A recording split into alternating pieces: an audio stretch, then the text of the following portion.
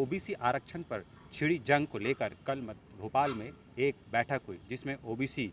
Association के अध्यक्ष रामेश्वर सिंह ठाकुर के नेतृत्व में तमाम नेता मुख्यमंत्री शिवराज सिंह चौहान से मिले और उन्होंने बताया कि किस तरह से हाईकोर्ट में ओबीसी आरक्षण को लेकर गलत अभिमत दिया गया है। कल आप भोपाल में मुख्यमंत्री के साथ आपकी बैठक हुई, क्या कुछ चर्चा हुई उसमें? जी, कल मध्य प्रदेश के समस्त ओबीसी संगठनों की एक संयुक्त बैठक हुई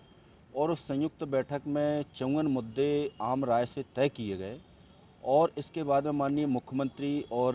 तमाम उनके मंत्रियों के साथ और एडवोकेट जनरल के साथ शाम को 7:30 बजे से लगभग 9 सवा 9 बजे तक मीटिंग चली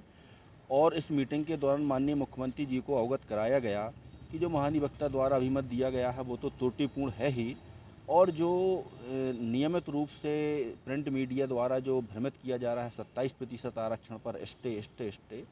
तो ये टोटल गलत है। जो मध्य प्रदेश शासन ने 27% आरक्षण का अधिनियम बनाया है उस पर हाईकोर्ट की किसी प्रकार की रोक नहीं है। इन सारे बिंदुओं पर विस्तार पूर्वक माननीय मुख्यमंत्री जी से चर्चा हुई। उन्होंने इस बात को एक्सेप्ट किया कि इस मीडिया के भ्रम के कारण ये शासन प्रशासन भ्रमित हुआ है और महाधिवक्ता ने भी ये स्वीकार किया कि मीडिया के कारण जो अभिमत है वो त्रुटिपूर्ण हुआ है। लेकिन आज तारीख कितनी है, 25 तारीख, आज महाधिवक्ता ने एक क्लियरिफिकेशन जारी किया है और उसमें सारी स्थिति उन्होंने स्पष्ट की हैं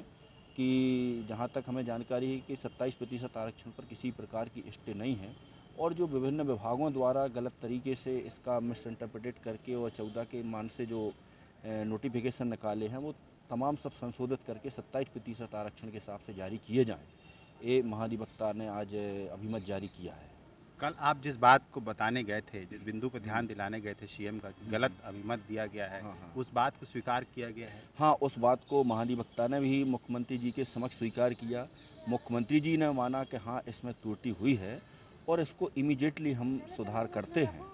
और एक गलती हुई है तो भाई उन्होंने कहा कि गलती अब इंसान से ही होती है, त्रुटिपूर्ण हुई है और इसका प्रमुख कारण है कि कम्युनिकेशन का जो गैप है, जो तमाम संगठन हैं जो काम कर रहे हैं, आप ओबीसी एडवोकेट वेलफेयर एसोसिएशन है, एक कम्युनिकेशन गैप के कारण वो सारी त्रुटियाँ हुई हैं। तो मैंने माननीय मुख्यमंत्री जी से कहा कि इस मध्य प्रदेश में 51% आबादी का जो हित है,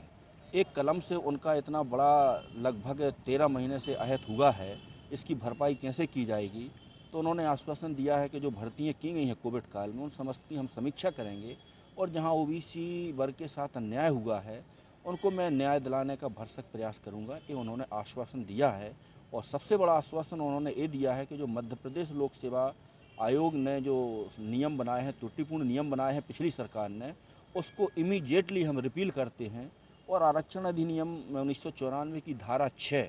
में यदि कोई अथॉरिटी गलत तरीके से आरक्षण नियमों का इम्प्लीमेंटेशन करता है तो उनके खिलाफ आपराधिक प्रकरण पंजीबद्ध करने का जो प्रोविज़न है, लेकिन उसमें जो कंडीशन है कि इसमें सरकार की परमिशन आवश्यक है, तो उस संशोधन को भी उन्होंने इमीडिएट करने का भी आश्वासन दिया है।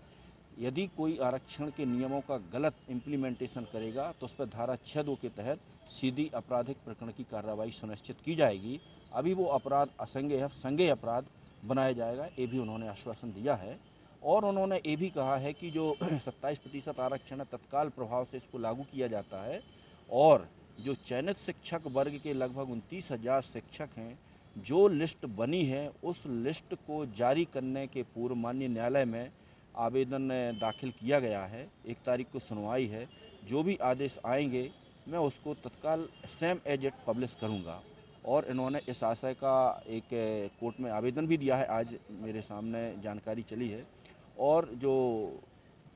मॉडिफिकेशन वाला आदेश है उसको भी इस पर अप्लाई करने से संबंधित कोर्ट ने महाधिवक्ता ने स्पष्टीकरण किया है। तो कल की बैठक का लबलुबाब ये है कि सरकार ने जिस प्रकार ओबीसी वर्ग का जो आंदोलन चल रहा था कि सरकार के एडवोकेट जनरल ने जो गलत अभिमत दिया है उसको स्वीकार कर लिया गया बैठक में और ओबीसी वर्ग की सारी बातों पर गंभीरतापूर्वक ध्यान देने की बात की गई है। सीएम ने कहा है कि सारी मांगों पर फिर से विचार किया जाएगा, जहां संशोधन होगा वहां संशोधन करने की जरूरत की जाएगी। कुमार इंदर, न्यूज़ 24, जबलपुर।